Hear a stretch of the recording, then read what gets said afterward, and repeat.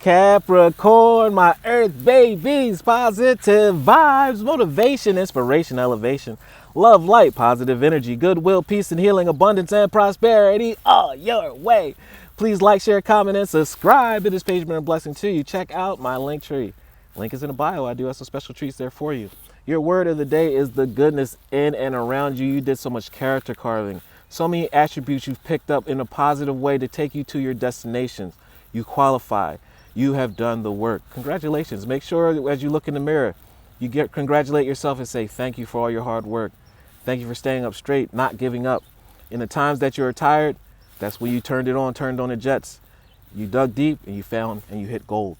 I overcome my imperfections and polish my character and feed on the positive. Thus, I free myself and allow goodness to manifest and become a source of joy, becoming an all-powerful being. Just because you're born with a weakness does not mean you have to keep it that way. We are beings that can always change, upgrade ourselves, and become all-powerful. Through gentleness, I offer unconditional support, understanding, and love, not just to myself, but to others. And you make a huge difference. Love one another. Be kind to one another. Love yourself. I love you too.